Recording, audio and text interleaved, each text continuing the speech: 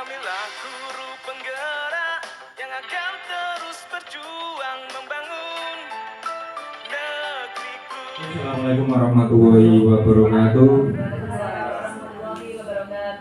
Selamat pagi semua. Ya, terima kasih ya karena sudah meluangkan waktunya pada pagi hari ini ya. Pada pagi hari ini atau kesempatan pagi hari ini saya akan berusaha untuk menyampaikan budaya positif yang mungkin sudah jenengan lakukan dan jenengan semua sudah pada tahu ya. Jadi budaya positif. Nah, sebelum kita melanjutkan ke berikutnya kesepakatannya, kita lewati saja. Nah ini budaya positif ya. Budaya positif itu seperti yang ada di situ ya. Seorang guru yang baik harus memiliki kemampuan dalam mewujudkan budaya positif di sekolah. Budaya positif tersebut dapat dijalankan dengan menerapkan konsep-konsep inti seperti ini. Jadi budaya positif itu apa sebenarnya budaya positif itu? Lali. Ternyata ya bodoh ya. Anggap aja budaya positif itu semua hal yang bagus yang ada di sekolah gitu. Coro kasarannya seperti itu ya. Ya, yang terdiri dari disiplin positif, kemudian yang kedua perilaku manusia, yang ketiga keyakinan sekolah atau kelas. Kalau keyakinan sekolah itu lebih luas daripada keyakinan kelas. Kemudian kebutuhan dasar manusia, kemudian posisi kontrol, restitusi, segitiga. Nah itu kita lanjutkan ya, disiplin positif.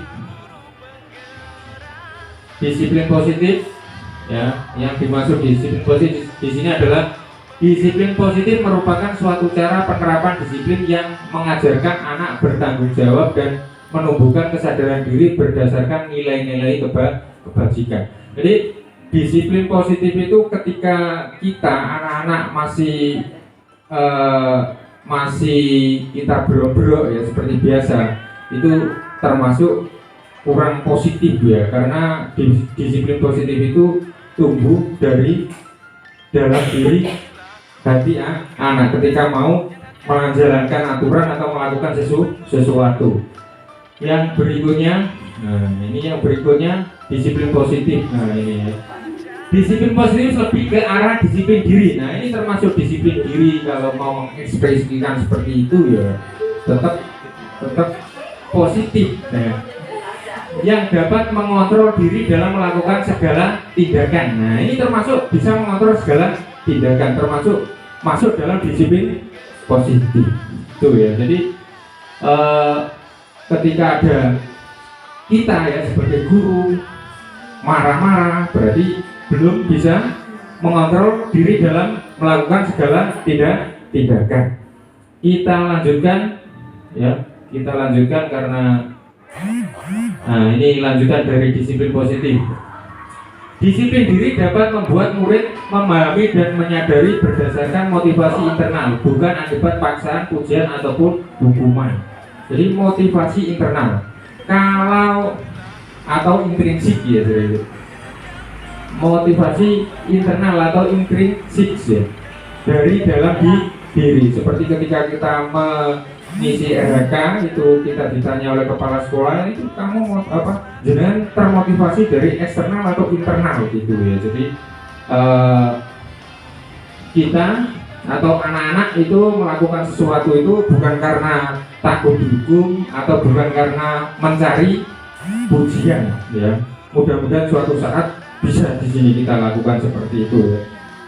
Kita lanjutkan ke profil pelajar Pancasila atau 6 dimensi dari profil pelajar Pancasila. Jadi semua hal ya, termasuk disiplin positif tadi itu muaranya pasti di profil pelajar Pancasila yang ada 6 dimensi itu yang biasanya dinyanyikan oleh Buning. Pelajar Pancasila beriman dan bertakwa pada Tuhan Yang Esa dan berakhlak mulia berkebinekaan global, gotong royong mandiri, kreatif dan bernalar kritis. Nah itu ya, itu semuanya pasti muaranya di situ ya. Mungkin Bu Titin ya bagus sekali apa nyanyinya. Nah sekarang kita lanjut ke motivasi perilaku manusia. Nah 3 motivasi perilaku manusia. Yang pertama adalah untuk menghindari ketidaknyamanan atau hukuman. Jadi pertama itu menghindari ketidaknyamanan atau hukuman. Ya contoh ketika murid ya budal atau masuk pagi sekali. Nah itu kalau dari dirinya sendiri berarti sudah paling bagus. Tetapi kalau takut dihukum Buning atau dihukum Bu Parmi atau takut nanti kena denda Bu Titin, nah itu berarti masuk dengan kategori 1, yaitu ketidaknyamanan atau hukuman. Kemudian yang kedua ya, untuk mendapatkan imbalan atau penghargaan dari orang lain ya. Mungkin saja kalau kita sebagai guru ya selalu aktif terus aku tak lungo isu ben oleh alam kepala sekolah. Nah itu berarti masuk kategori 2 ya, untuk mendapatkan imbalan atau penghargaan dari orang lain. Kemudian yang terakhir ya, untuk menjadi orang yang mereka inginkan dan menghargai diri sendiri dengan nilai-nilai yang mereka percaya. Jadi yang paling bagus itu adalah yang terakhir ya, yang dianjurkan. Kita lanjutkan. Nah ini keyakinan sekolah atau keyakinan kelas. Keyakinan sekolah itu hampir sama dengan keyakinan kelas atau sama ya, karena keyakinan sekolah itu berarti skopnya lebih luas. Kira-kira yang buat siapa kalau keyakinan sekolah itu? Yang buat siapa? Unsur sekolah ya, jadi unsur ya hampir sama dengan peraturan sekolah ya. Kalau yang keyakinan kelas itu kalau yang buat kita dan siswa itu ya. Keyakinan sekolah ya, guru berperan dalam mewujudkan terbentuknya keyakinan sekolah atau kelas dengan adanya kesepakatan antara guru dan murid. Jadi kalau dulu itu sebelum ada keyakinan kelas, keyakinan sekolah itu yang membuat itu guru ya. Jadi murid tidak terlibat sama sekali. Dan ketika murid melanggar atau tidak mematuhi aturan tersebut, murid akan mendapatkan sanksi ya, hukuman. Baik itu rata-rata kalau dulu itu hukuman fisik, melayu-melayu, muter-muter dan seterusnya ya, seperti yang kita alami dulu ya. Kita sering disuruh berdiri lama, berdiri di bawah tiang bendera. Nah itu tuh Pak Roji sudah paham ini ya. Keyakinan sekolah tadi ya, kelanjutannya keyakinan sekolah atau kelas berupa pernyataan-pernyataan universal yang mudah diingat dan dipahami dan harus diterapkan di lingkungan sekolah. Jadi keyakinan sekolah atau kelas berupa pernyataan-pernyataan ya. Jadi jangan panjang-panjang kalau membuat keyakinan kelas, karena apa? Akan tidak mudah diingat. Jadi yang pendek-pendek saja. Contoh apa? Kalau ketika buat peraturan kelas tidak terlambat. Nah, itu negatifnya. Kemudian baru kita ubah jadi keyakinan kelas jadi masuk tepat waktu. Nah, nilai kebajikannya juga nanti ada. Kemudian kita lanjutkan. Nah, ini contoh keyakinan kelas yang sudah dibuat oleh teman kita 9C. Kita kebetulan nggak ada 9C ya. Ini teman kita ini ya, yang ada di luar sini. Kebutuhan dasar manusia. Kita lanjutkan ke kebutuhan dasar manusia. Kebutuhan dasar manusia itu ada beberapa.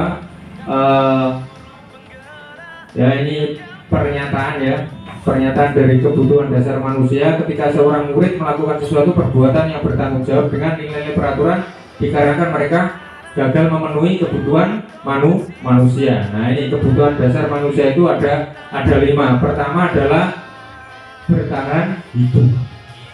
Di bertahan hidup itu merupakan kebutuhan dasar manusia. Ketika kita lapar berarti harus makan, itu namanya bertahan hidup. Kemudian kasih sayang, rasa diterima. Nah, kasih sayang. Jadi ketika di situ ada anak-anak yang menyendiri saja berarti dia perlu kasih sayang dan rasa diterima. Kemudian penguasaan, kebebasan, dan yang terakhir adalah kesenangan. Nah, coba studi kasus ya, dari kelima tadi ini ada studi kasus. Kira-kira di sini ya studi kasus Ibu Zulaika, guru wali kelas 9H, sedang bingung menghadapi ulah salah satu murid di kelasnya Tommy. Nah, coba kira-kira ini dari kalimat dari kasus ini, kira-kira kebutuhan manusia atau kebutuhan dasar apa yang ingin dipenuhi oleh Tommy? Kira-kira apa itu? Apa? Makan ya. Kalau makan tadi termasuk apa?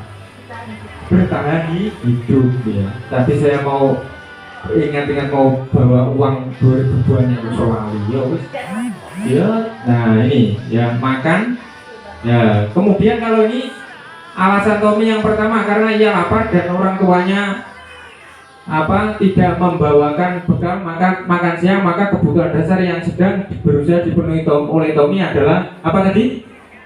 Bertahan hidup. Nah, bertahan hidup. Nah, ini makan, Tommy sedang makan ya, atau survival ya. Kemudian kasus yang kedua, karena dia merasa senang temannya jadi memperhatikan dia, temannya melaporkan tindakannya itu dan seterusnya sampai kebutuhan dasar apa yang sedang ingin dipenuhi oleh Tommy. Kira-kira apa itu? Kasih sayang. Kasih sayang. Kata mana Bu kira-kira yang menunjukkan bahwa itu yang apa? Kebutuhan hidup yang ingin dipenuhi adalah kasih sayang. Memperhatikan dia ya, oke. Nah, guru SMP Negeri 2 Montong luar biasa, pinter ya, luar biasa. Terima kasih ya. Kemudian yang berikutnya, alasan Tommy yang ketiga, karena temannya jadi takut dengan dia dan menuruti keinginannya, maka sebetulnya Tommy sedang berusaha untuk memenuhi kebutuhan dasar apa kira-kira? Kekuasaan ya, jadi kekuasaan. Kita lanjutkan yang berikutnya. Nah ini ya, karena dia merasa bosan ya, dan seterusnya, maka Tommy kira-kira ingin memenuhi kebutuhan dasar apa? Kebebasan ya. Jadi dia tidak mau dikekang dan seterusnya, maka Tommy ingin memenuhi kebutuhan dasarnya yaitu kebebasan. Kita lanjutkan yang berikutnya. Karena ia melakukannya iseng saja dan ia menikmati ekspresi wajah teman-temannya yang kesal. Nah ini kira-kira Tommy ingin memenuhi kebutuhan dasarnya apa? Kira-kira ya, iseng saja dan ingin menikmati ekspresi wajah teman-temannya yang kesal. Kira-kira apa? Kita lanjut ya. Jadi kesenangan ya. Jadi Tommy seneng nih nguasi koncone ke kesel. Kesenangan gitu ya. Nah itu adalah 5 kebutuhan dasar manusia yang dalam artian ini adalah untuk peserta didik kita. Kemudian kita lanjutkan posisi kontrol restitusi. Nah, ada 5 posisi kontrol restitusi yang kemarin sempat didebatkan oleh Pak Roji sama Bu Numu ya, karena memang posisi kontrol atau 5 kontrol posisi ini sangat penting sekali buat kita. Pertama adalah guru sebagai penghukum. Yang kedua, guru sebagai pembuat merasa bersalah. Kita lanjutkan. Yang ketiga, guru sebagai teman. Posisi kontrol guru sebagai teman berarti yo ngancani menemani ketika mereka belajar dan lain-lain. Yang keempat, guru sebagai pemantau. Dan yang terakhir, guru sebagai manajer.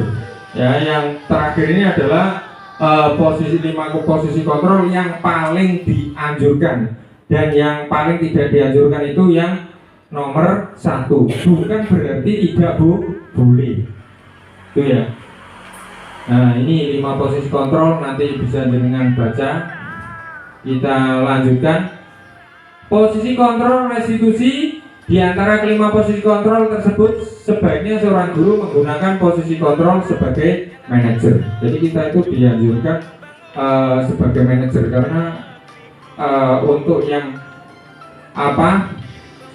penghukum dan merasa bersalah itu kurang pas ya. Jadi makanya kita berusaha untuk bisa menjadi posisi kontrol sebagai manajer, meskipun itu sangat sulit. Tapi saya yakin juga langkah-langkahnya juga pasti ada langkah dari nomor 1, 2, 3, 4 dan 5. Dan mungkin kita langsung ujuk-ujuk nomor 5. Tuh ya, jadi tetap ada prosesnya. Nah, ini posisi kontrol restitusi. Sebagai manajer, guru dapat berbuat sesuatu bersama murid, mempersilahkan murid bertanggung jawab dan mendukung murid agar dapat menemukan solusi. Nah, ini mempersilahkan murid bertanggung jawab dan mendukung murid agar dapat menemukan solusi. Saya kira kalau di tempat kita ini mungkin banyak tantangan ya untuk posisi manajer tersebut. Kita lanjutkan. Posisi kontrol restitusi. Selain itu, posisi manajer mengacu pada restitusi yang dapat menjadikan murid sebagai manajer bagi dirinya sendiri, sehingga dapat tercipta identitas profil pada dirimu murid. Ya. Jadi posisi manajer itu memang bagus sekali ya dan sangat-sangat dianjurkan, tetapi itu juga harus ada kesadaran diri yang tinggi dari murid. Kalau nggak ada kesadaran yang tinggi dari murid, ya akan banyak tantangan ketika kita sebagai seorang guru berposisi sebagai manajer. Nah, kalau tidak ada kesadaran yang tinggi dari murid, ya kecenderungan kita sebagai guru ya kemungkinan ya posisi kontrol nomor 1 yaitu penghukum, dan kedua membuat merasa bersalah. Ya, jadi harus ada imbal baliknya, tidak harus gurunya saja, tapi muridnya juga harus berkesadaran tinggi. Kemudian yang berikutnya atau yang terakhir adalah segitiga restitusi. Ya, segitiga restitusi ini sudah beberapa kali disampaikan, yaitu ketika kita menerapkan segitiga restitusi itu ada 3 tahapan ya. Ini kalau di SMP Negeri 2 Montong saya kira sudah sangat familiar sekali, karena SMP Negeri 2 Montong itu sudah mengerjakan PMM hampir semua guru ya, sudah mendapatkan 10 sertifikat minimal ya, hampir semua, bahkan ada yang terbanyak mungkin ya dulu itu ya yang luar biasa ya. Jadi segitiga restitusi ini sudah sangat familiar ya. Pertama adalah menstabilkan identitas, kemudian yang kedua adalah validasi tindakan, yang ketiga adalah menanyakan keyakinan kelas. Jadi keyakinan kelas yang kita buat tadi nanti berhubungan dengan segitiga restitusi. Karena apa? Karena ketika langkah ketiga, maka ketika ada anak berbuat kurang pas, maka langkah ketiga juga kita tanyakan. Menstabilkan identitas. Nah, menstabilkan identitas dilakukan berdasarkan prinsip bahwa membuat kesalahan adalah bagian dari proses pembelajaran yang nantinya akan menggeser identitas gagal ke arah identitas sukses. Nah ini loh, wah putih jadi guru, murid salah, kita tidak boleh menyalahkan. Nah, jadi dari gagal ke arah identitas sukses. Jadi kesalahan adalah bagian dari proses. Nah, dan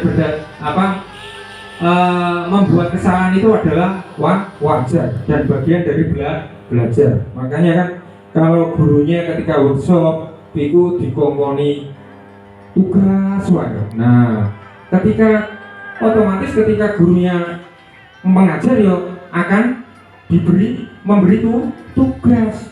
Nah makanya kan kadang-kadang saya sendiri juga bingung ketika workshop itu gurunya dibebani banyak tugas. Nah kenapa?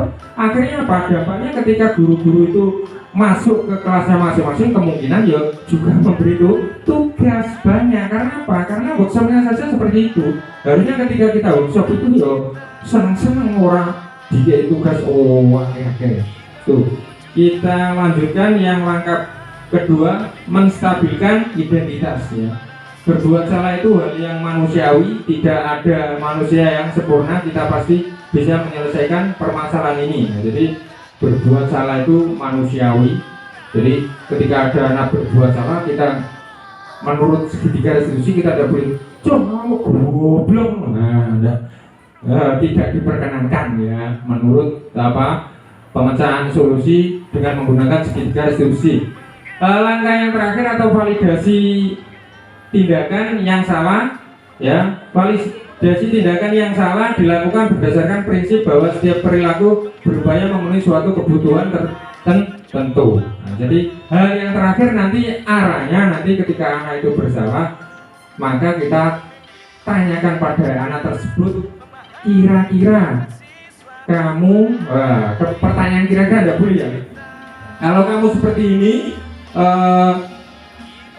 melanggar atau sesuai tidak dengan keyakinan kelas yang telah anak-anak buat. Nah itu jadi tidak boleh menggunakan kata kira-kira.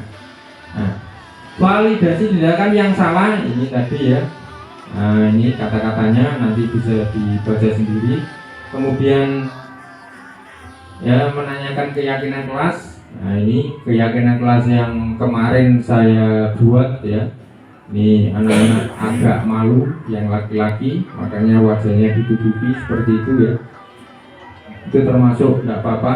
Nah ini menanyakan keyakinan kelas. Nah ini adalah yang terakhir ya. Terima kasih ya. Semoga diseminasi singkat ini bisa bermanfaat buat saya dan mengingatkan jenengan semua karena jenengan sudah banyak sekali mendengar. Sekali lagi saya ucapkan banyak terima kasih atas waktunya yang telah jenengan luangkan untuk mengikuti diseminasi saya ini. Dan saya akhiri, wassalamualaikum warahmatullahi wabarakatuh.